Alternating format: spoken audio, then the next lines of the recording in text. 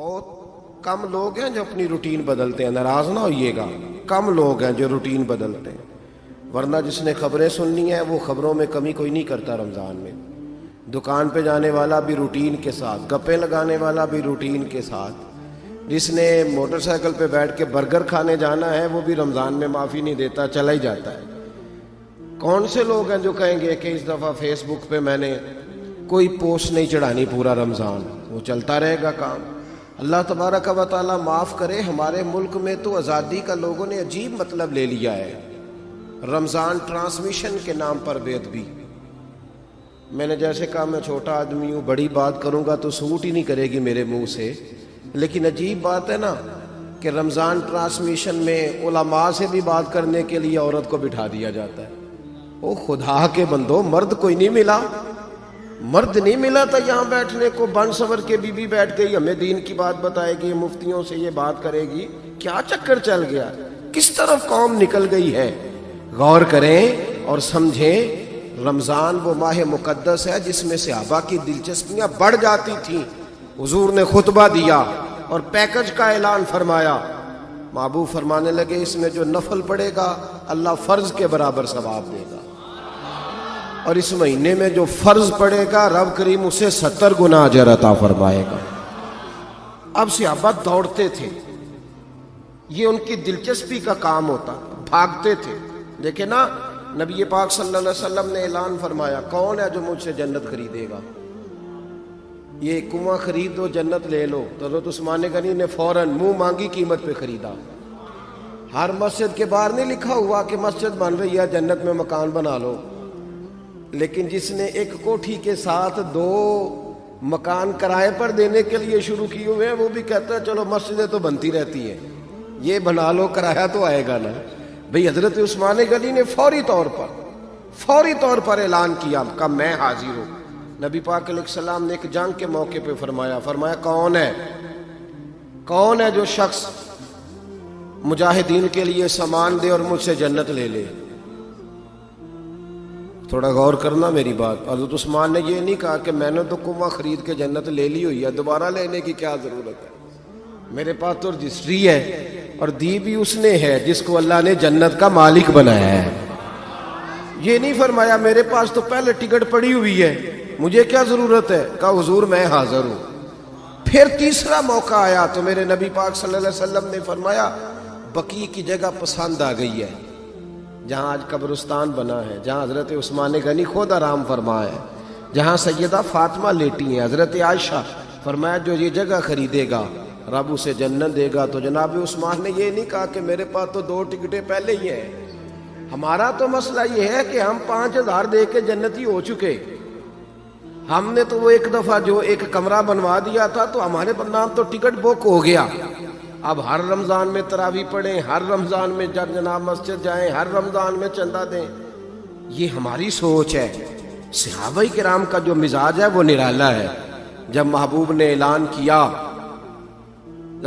کیا تو البدایہ والنہایہ دیکھیے گا، حضور نے فرمایا برکتوں والا رحمتوں والا مہینہ ہے، تو صحابہ کی ایک کثیر جماعت تھی جو شعبان میں سارے کام مکمل کرتی تھی اور رمضان شروع ہوتے ہی 30 دنوں کا اعتکاف بیٹھ جایا کرتی، 2 4 5 لوگ نہیں، اور ہم لوگ بالکل کاروباری نہیں، صحابہ تو بڑے بڑے کاروباری تھے۔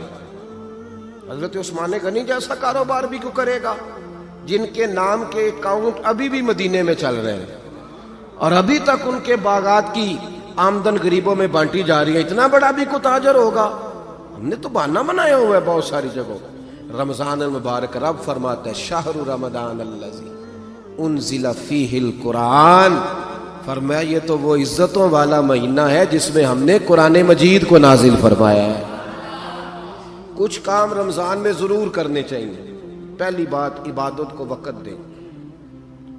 ہمارا ماحول بڑا خشک ہو گیا، جلدی جلدی کی نماز، مثالیں لوگ دینے لگے ہیں، کہتے ہیں آپ تو ہمیں تھکا دیتے ہیں، حرم شریف کے اندر تو فرض پڑھ کے سارے نکل جاتے ہیں۔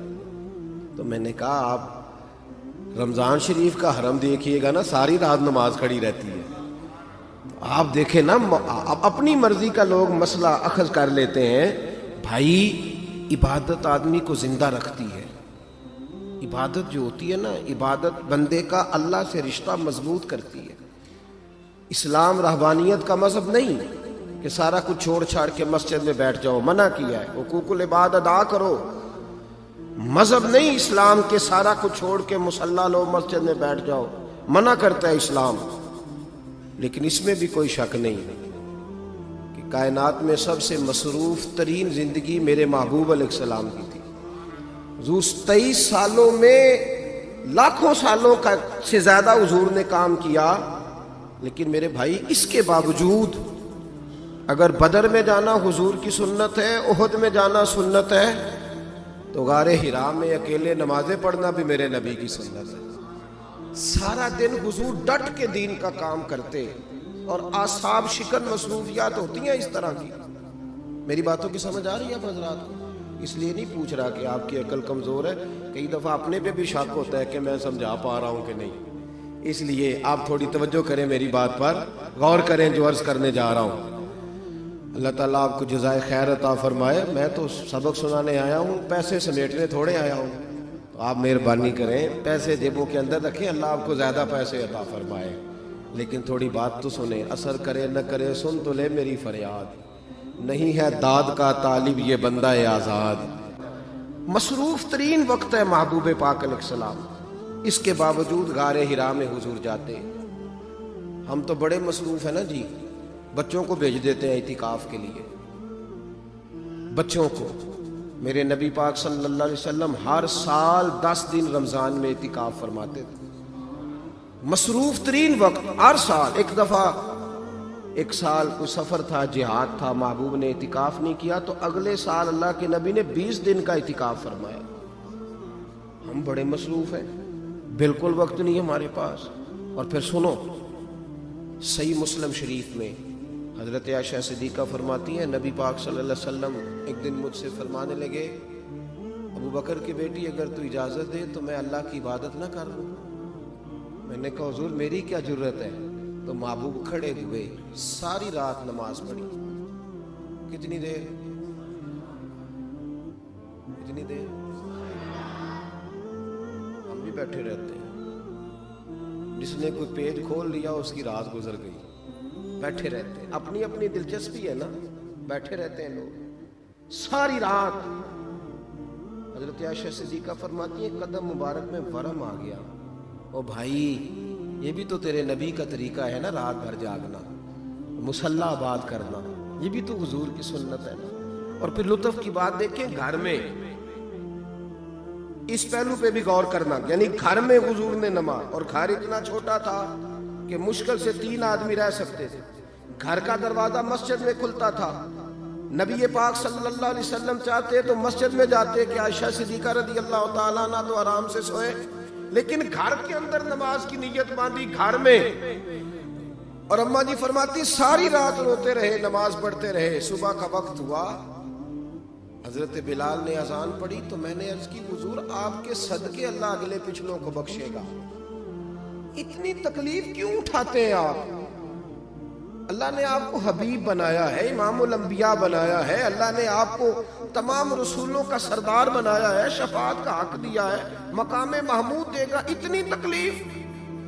قدم مبارک میں ورم آ گیا تو محبوب فرمانے لگے تو نے خود ہی گنوائی ہے نا جو اللہ نے مجھ پہ نعمتیں فرمائی ہیں، افلا اکون عبدا شکورا، فرمایا کیا اب میں اپنے رب کا شکر گزار بندہ نہ بنوں؟ شکر گزار بندہ نہ بنوں میں اپنے رب کریم کا؟ تو محبوب عبادت کو وقت دیتے، ٹائم دیتے۔